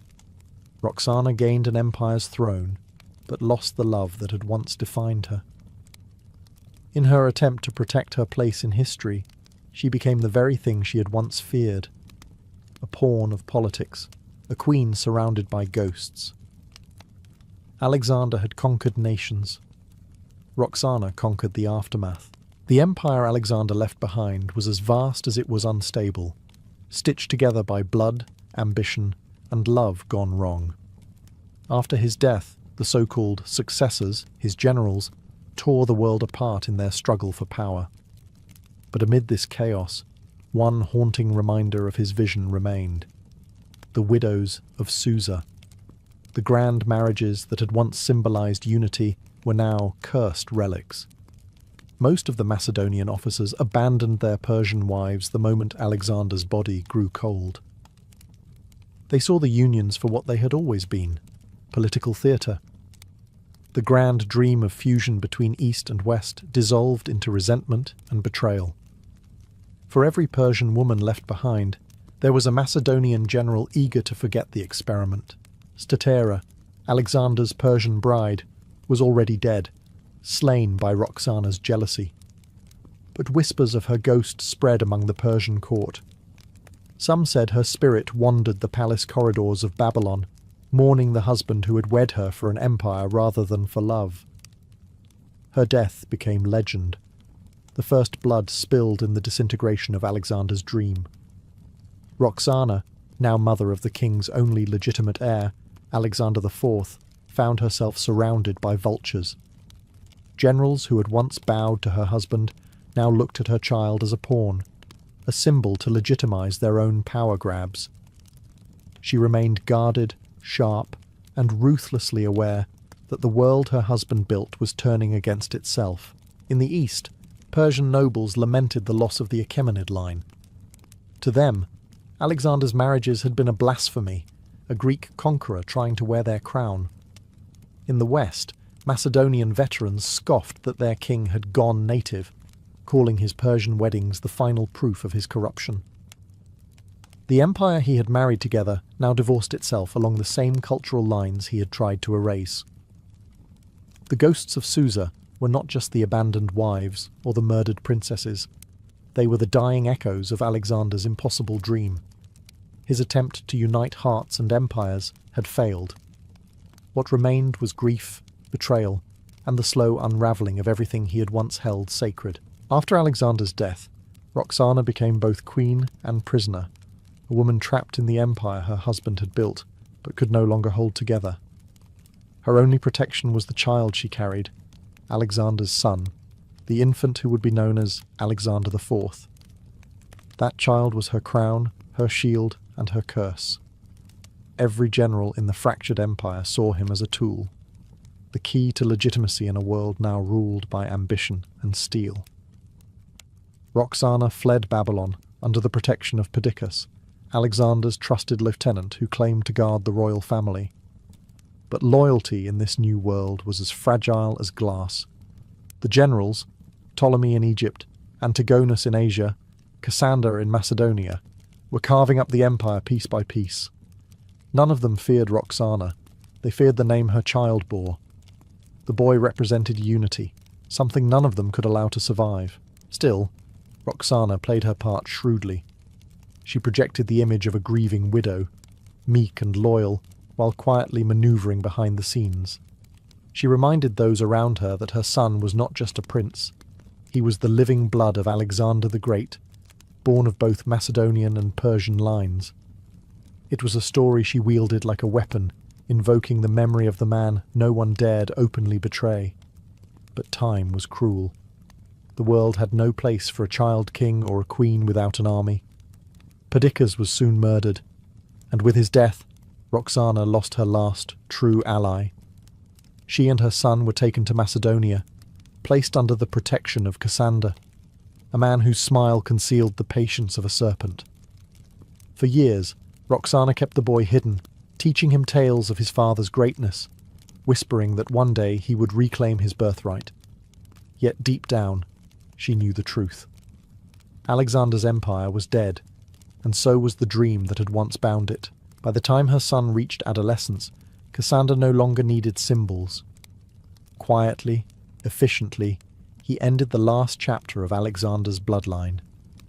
Roxana and her son were executed in secret. The world moved on, and the widow who had once ruled the greatest empire on earth vanished, leaving only legend in her place. By the time Roxana and her son vanished from the world, Alexander's story had already begun to slip into legend. His empire had splintered, his generals had crowned themselves kings, and the dream of a united world lay in ruins. Yet amid the smoke of forgotten cities, one truth endured, that no man had ever loved, ruled, or defied convention quite like Alexander. His passions were as vast as his conquests, and his marriages revealed the soul of a man torn between love and legacy. The people of his empire told different stories depending on where they lived. To the Persians, Alexander was the foreign god-king who had tried to blend their bloodlines with Macedonian steel. To the Greeks, he was the tragic genius who lost himself to Eastern decadence.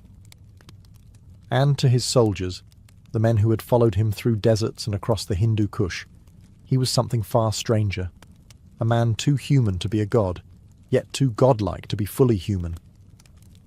His loves too became part of that mythology. Roxana, the wild beauty from the mountains, came to symbolize passion, love at first sight, fierce and doomed. Statira, the daughter of Darius, represented diplomacy and empire, the marriage of conqueror and conquered. And somewhere in between stood Hephaestion, the soulmate, the mirror of Alexander's own restless heart. Together they formed the trinity of his desire, the lover, the queen, and the companion, each embodying a different facet of who he was. The Macedonians, who once mocked his Persian customs, later told tales of divine signs at his wedding, of omens that foretold his death and glory. Poets in Alexandria compared him to Achilles and Patroclus, while Persian storytellers claimed that Roxana's child would one day return as a god reborn. Even centuries later, Roman emperors and medieval kings would look to Alexander's life for inspiration, and to his loves for warning. For in the end, Alexander's marriages were more than scandal. They were prophecy. They revealed the cost of vision, the price of uniting worlds that were never meant to merge. His empire perished, his wives died, his son was silenced. But the legend of the man who loved too boldly, ruled too widely, and lived too fiercely would never die. In the centuries that followed his death, Alexander became more myth than man. Historians chronicled his victories, Poets praised his courage, and rulers across continents sought to claim his bloodline or his blessing. But the stories that lingered most vividly were not only about the cities he burned or the kingdoms he built. They were about the people who loved him, and the ruin those loves left behind. The marriages that once scandalized his court became symbols of his contradictions. Roxana, the wild bride of passion, murdered in obscurity. Stateira, the royal bridge to Persia, slain for her lineage. Hephaestion, his companion of the soul, gone before him, leaving a void that no crown could fill. And Alexander himself, the man who thought he could unite love and empire, buried in a tomb no one can find. Together, their lives formed a tragedy as grand as any epic, not of conquest, but of the human heart. In trying to merge East and West, Alexander tried to merge himself. The Greek hero and the Persian god, the lover and the conqueror, the mortal and the divine. But his marriages revealed that no man, not even one who conquered the world, could conquer his own nature. His vision of unity had demanded love to serve politics, and politics to serve love, an impossible balance that left only blood and legend in its wake. His generals learned the lesson too late. The empires they carved from his corpse lasted mere decades before they devoured each other. The dream of a single world, born in a moment of ambition and sealed in the wedding halls of Susa, dissolved into centuries of war. What Alexander had joined through desire, history tore apart through greed, and yet perhaps that was always his fate. Men like Alexander were not meant to build peace. They were meant to burn so brightly that their ashes light the ages. His loves were the mirrors of his empire, vast, beautiful, and doomed to collapse under their own weight. In the end, Alexander left behind no heirs, no peace, and no resting place. Only a legacy of brilliance, and the eternal whisper of the lovers who followed him into history's shadow. The day in a Roman legionary camp began not with sunlight, but with the sharp cry of the tuba, the Roman trumpet that cut through the morning air like a blade. Before dawn, thousands of men stirred within rows of leather tents, each soldier wrapped in his cloak, his gear neatly stacked beside him. There was no such thing as sleeping in. The Roman army valued punctuality more than comfort. Within moments, an entire camp awoke as one, a machine of men and discipline. The first task of the day was dismantling the previous night's camp. Every tent, tool, and weapon had its place. Legionaries moved with mechanical precision, folding leather tents, gathering stakes, and packing the camp's portable altars. Fires were doused, ashes buried. Not even a scrap of waste was left behind. To an untrained eye, it might have looked like chaos, but to Rome, it was art. Order forged from routine. Soon came breakfast, usually cold bread, cheese and water or sour wine, eaten quickly and in silence. Officers barked orders while centurions paced the lines, checking that every man was properly equipped. Helmets gleamed, sandals were strapped tight, and shields rested against packs that could weigh nearly 30 kilograms. Each soldier carried his own kit, cooking tools, stakes for palisades, rations, and personal gear.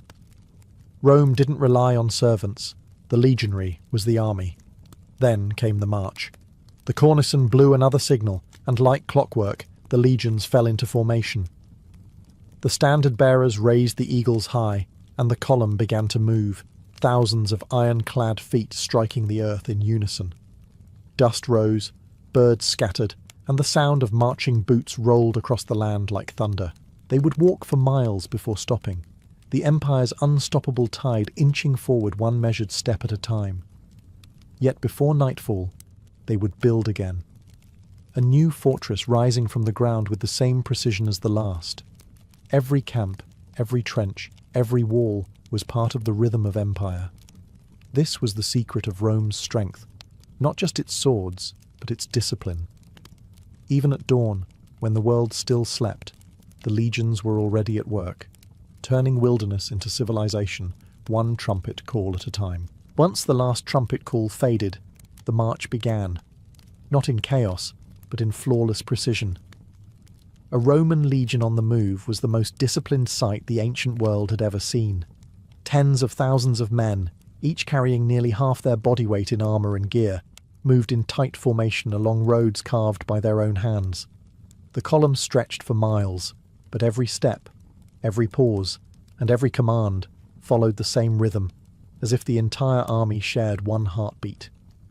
The order of march was sacred. Scouts rode ahead to secure the route, followed by engineers and surveyors who measured distances and marked where the next camp would be built. Behind them came the vexillari, the standard bearers, carrying banners that identified each unit. Then came the legionaries, shoulder to shoulder, their shields strapped to their backs and their armour clinking in unison.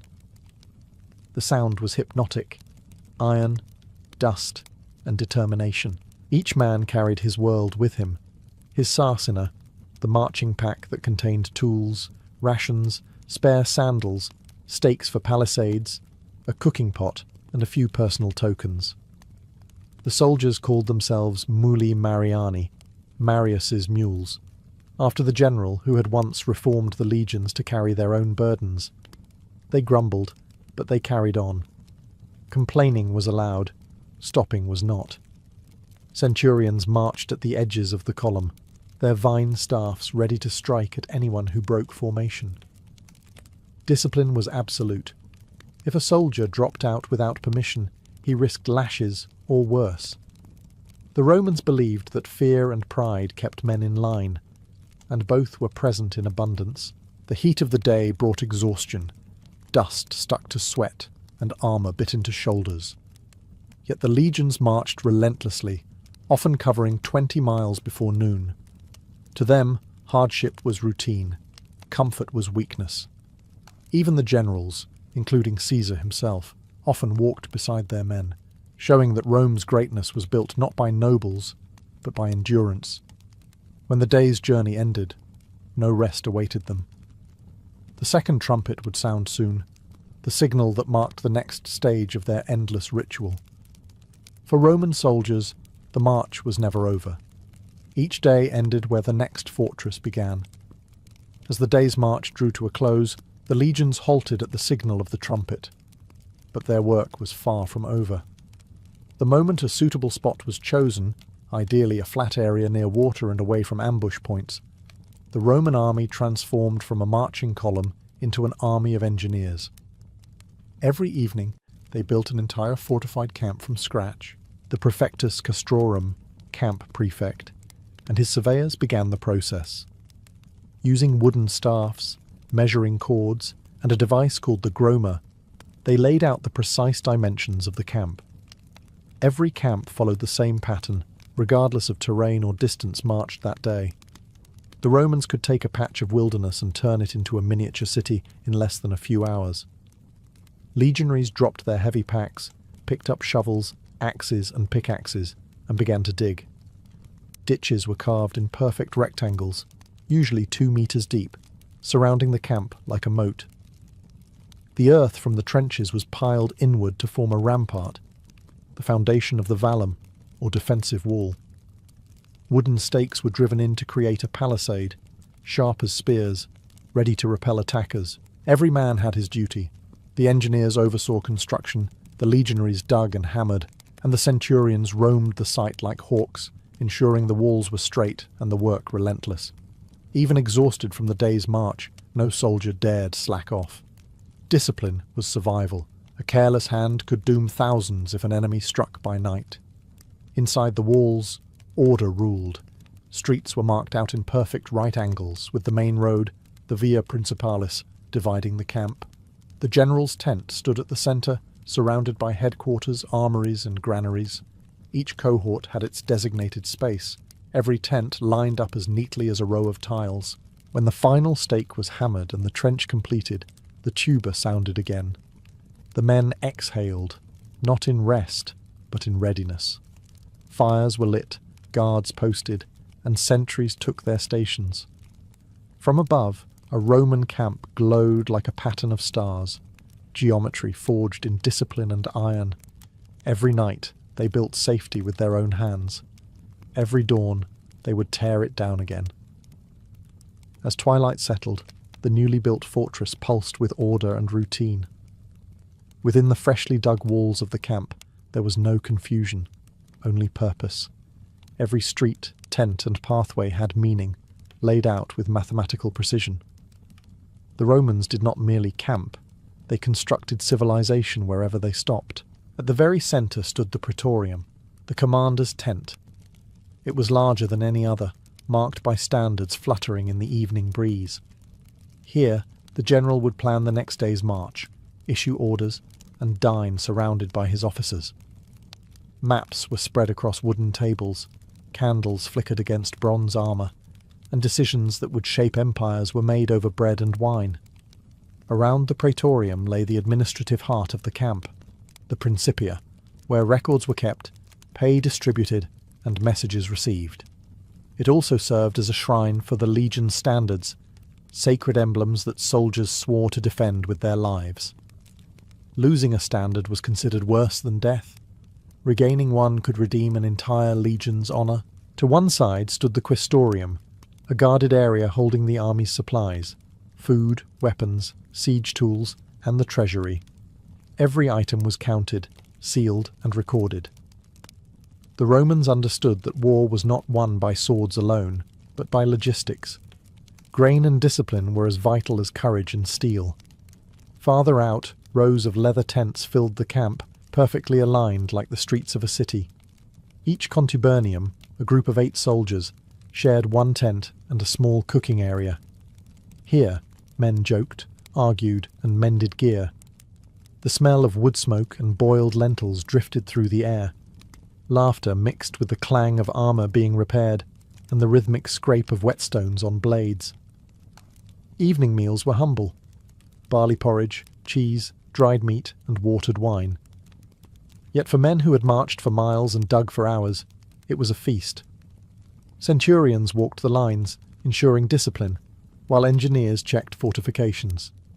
Every sound had order, every task a reason. As night deepened, torches burned in even intervals, casting long shadows across the camp's streets. The praetorium glowed faintly at its heart, a reminder that this was not just a resting place, but a living fortress, beating in perfect Roman rhythm. As the camp settled into evening, the daily rhythm of a Roman legionary continued, one built on order, repetition, and endurance. There was no leisure, only the illusion of rest.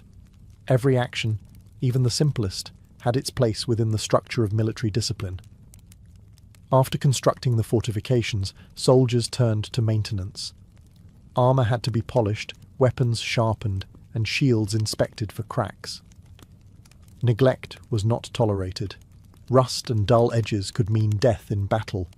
The camp rang with the rasp of whetstones, the creak of leather being repaired, and the quiet murmur of men speaking Latin, Greek, or native dialects. 1,000 tongues bound by the same iron code. Dinner came next. Each contubernium, a group of 8 men, gathered around their small fire to cook a shared meal. The food was simple: barley porridge, beans, cheese, sometimes a piece of salted pork. It wasn't much, but it was consistent, and in the Roman army, consistency was survival. Soldiers carried their own cooking tools, their own grain, and even their own mills. A Roman legion was self-sufficient, a mobile city that fed, armed, and maintained itself without depending on local supplies. Once fed, the men cleaned their area meticulously. Waste was buried, tools neatly arranged, and fires extinguished except for those kept for watch duties. Order was sacred. An untidy camp was a punishable offence. The centurions made their rounds, inspecting tents and checking lists. They were the backbone of the army, hard men who enforced Rome's will with both courage and cruelty. As dusk deepened, the tuba sounded again, the signal for the evening watch. Guards took positions along the ramparts and gates, their torches flickering against the new walls they had built only hours before. Beyond the camp's perimeter stretched wilderness, forests, hills, or barren plains filled with the unknown.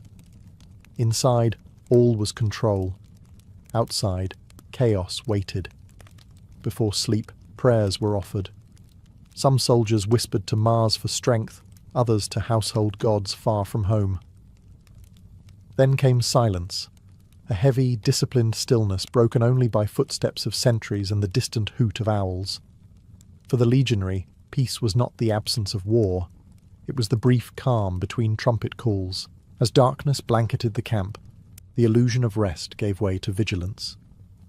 The Romans never slept carelessly. They understood that danger did not vanish with daylight. Each night, strict order governed who watched, who slept, and who would answer for failure. The Vigiliae Nocturni, or night watches, divided the hours between sunset and dawn into 4 shifts. Every soldier knew when he was to guard, and every centurion knew that a single mistake could destroy them all. At the start of the first watch, the tribune and senior centurions inspected the sentries stationed along the vallum, the earthen wall crowned with wooden stakes. Torches flickered across the perimeter, their glow bouncing off iron helmets.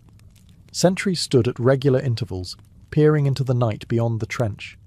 They carried spears and wore their armour even while guarding, for attack could come at any moment. A raiding party, a band of thieves, or worse, a stealthy enemy waiting for sleep to dull the Roman edge.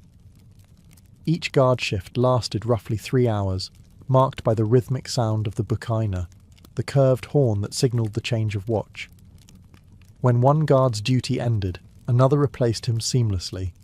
No shift was ever empty, no gate was ever unwatched. If a soldier was caught sleeping on duty, punishment was swift and brutal, often death by stoning or beating at the hands of his comrades. Discipline in the legions was not mere obedience, it was survival. Fear of dishonour ran deeper than fear of pain. To let down one's cohort was to invite the scorn of every man who trusted his life to your vigilance. Inside the camp, the rest of the soldiers lay in their tents, sleeping lightly beneath their cloaks, their shields stacked by the entrance, ready at a moment's notice.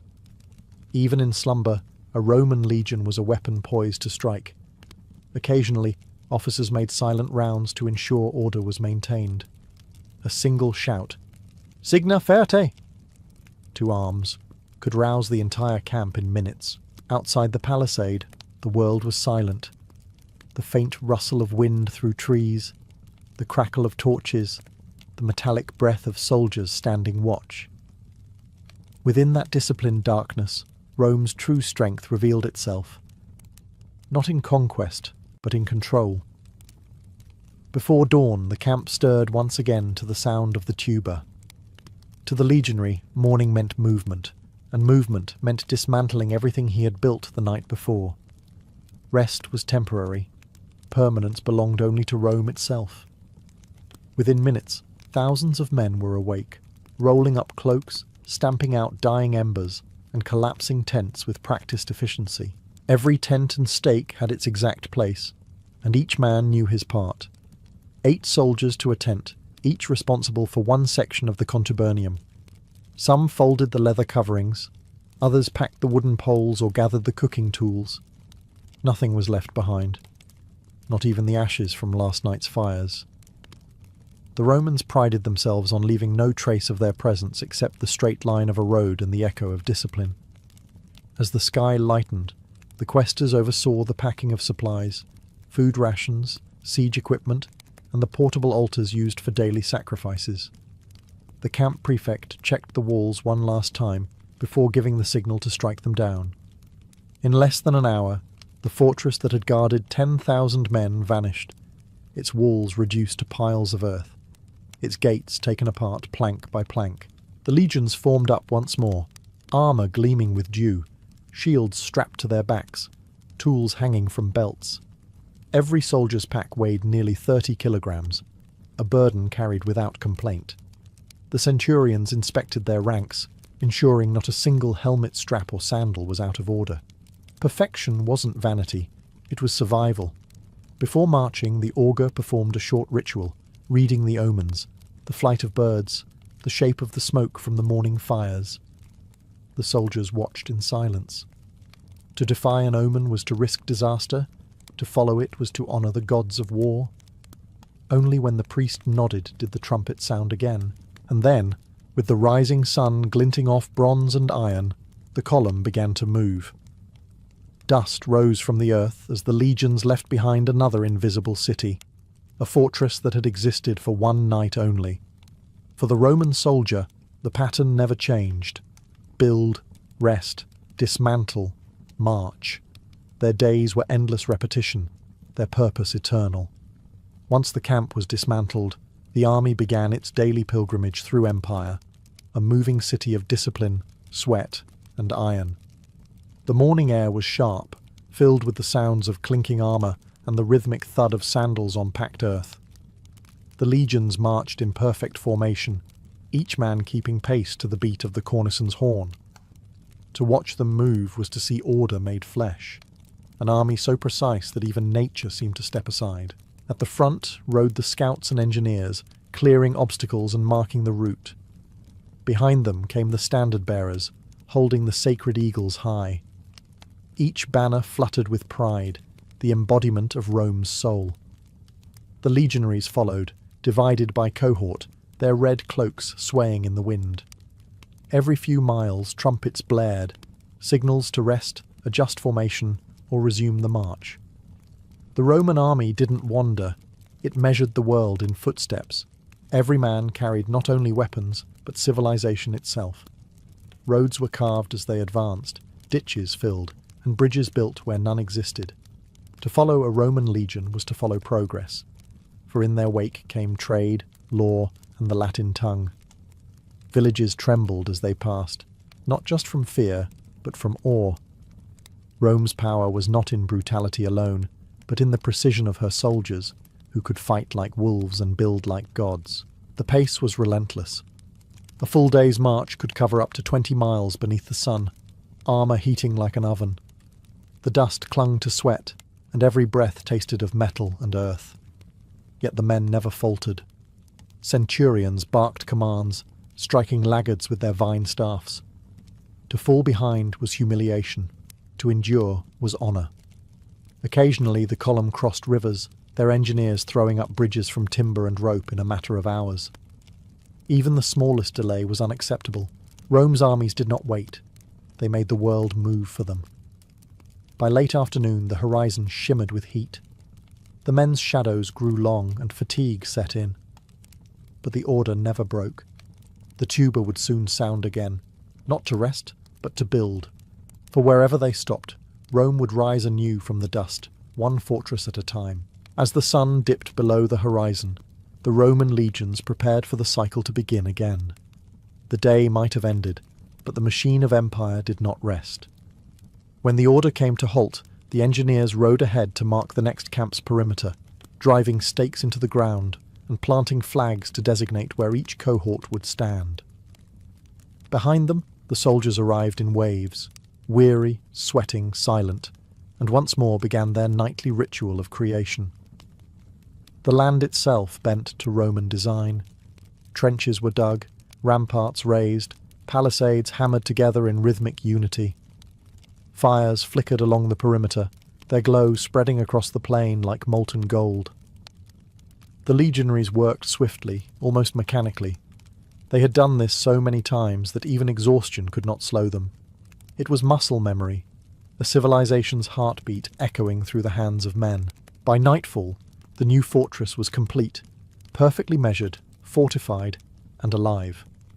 Officers dined near the praetorium, eating from bronze plates and discussing maps under lamplight. The rank and file gathered by their fires, joking, gambling with dice or telling stories of home, of farms in Latium, wives in Campania, or the taste of wine from Gaul. Yet even in these brief moments of warmth, discipline never slept. Guards rotated through their shifts, scouts slipped beyond the walls to monitor the dark, and centurions paced the lines, their eyes sharp as blades. From a distance, the camp looked like a star fallen to earth, a square of light, geometric and unyielding, surrounded by blackness. Every fortress, every trench, every footprint carved into the soil was a statement that Rome could impose order anywhere. Wilderness became gridwork. Night became day. When morning came, the trumpets would sound again. The walls would fall, the camp would vanish, and the army would move on, leaving behind nothing but the faint imprint of perfection. For the Roman legionary, life was an endless march between creation and destruction, between chaos and command. This was how Rome conquered the world, not merely through war, but through habit. Through the rhythm of men who built a fortress each night, tore it down each dawn, and called it peace. The empire slept in no bed, because Rome itself never slept.